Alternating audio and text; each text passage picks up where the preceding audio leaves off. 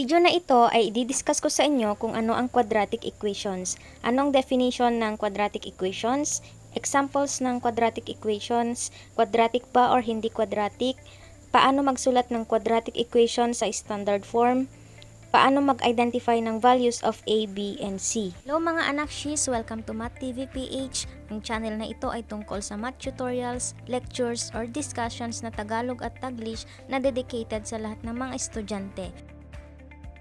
Kung interesado ka, please like, subscribe at i-click mo na rin ang notification bell para ma-notify ka kapag may bago akong upload na video. Hello mga anak shis! Ito ay topic ng grade 9 lesson 1. Ano ang definition ng quadratic equation? A quadratic equation is a polynomial equation of the second degree. The general form is ax squared plus bx plus c is equal to 0.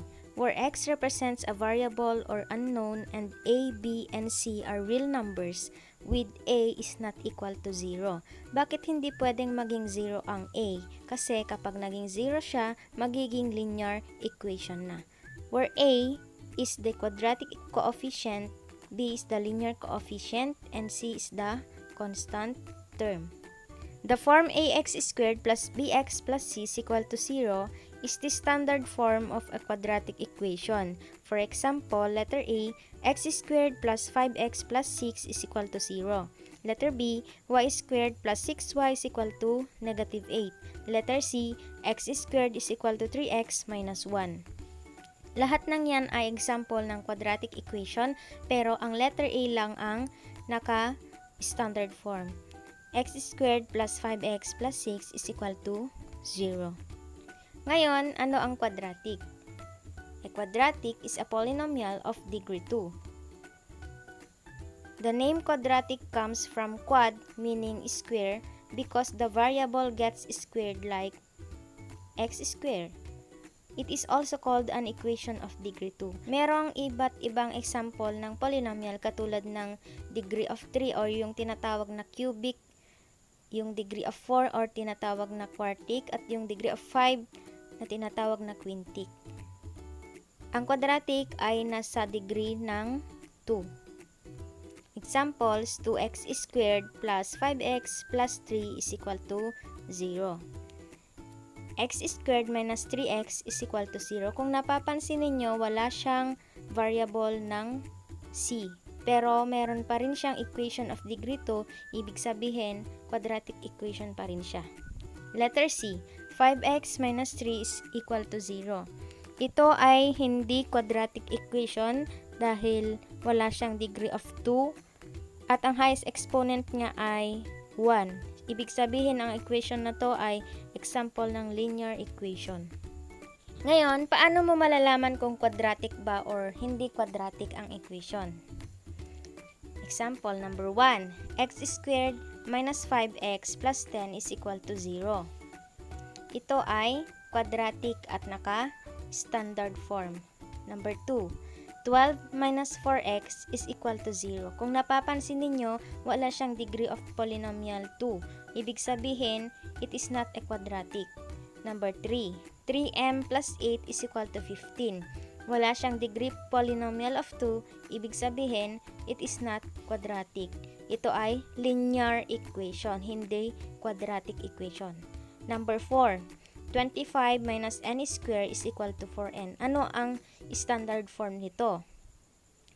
N squared minus 4n plus 25 is equal to 0. Bakit naging negative 4n yon? Using the subtraction property of equality, lahat ng isusubtract mo dito ay kailangan mong isubtract dito. Kaya naging negative 4n para maging 0 yung 4n dito sa right side na to. So, ito ay example ng quadratic equation. Number 5, the quantity of p minus 7 squared is equal to 0. Kung napapansin natin, meron siyang degree polynomial of 2 pero hindi siya naka-standard form. Ano ang standard form nito? P squared minus 14p plus 49 is equal to 0. Ito ay example ng quadratic.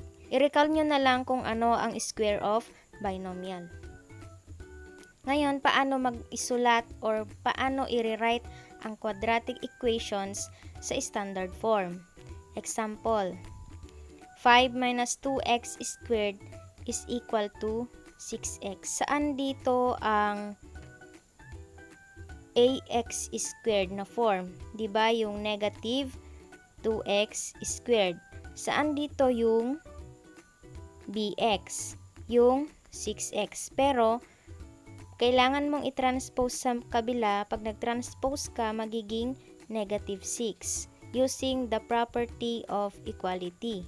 Ano yung constant term? Yun ay positive 5. So, ang magiging form nito ay negative 2x squared minus 6x plus 5 is equal to 0.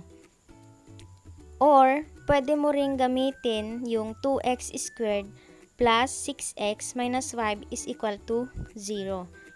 Kapag minultiply mo ito ng negative 1, ito yung magiging sagot niya. Pwede mong gamitin ang dalawang equation na yan at pareho silang applicable. Ano ang A? So, ang A is negative 2 or positive 2. Ang B is negative 6 or 6. Ang C is positive 5 or negative 5.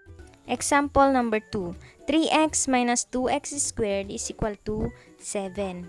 So, dito, paano mo gagawing standard form? I-transpose mo lang ito using the property of equality, magiging negative 7 siya. So, ang pinakauna mong isusulat ay yung negative 2x squared. Isunod mo yung positive 3x, then yung negative 7 is equal to 0.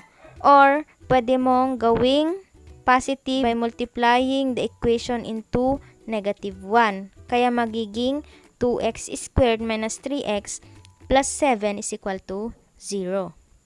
Ngayon, ano ang A?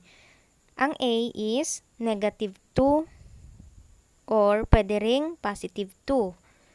Ang B is positive 3, pwede ring negative 3. Ang C ay negative 7, pwede ring positive 7.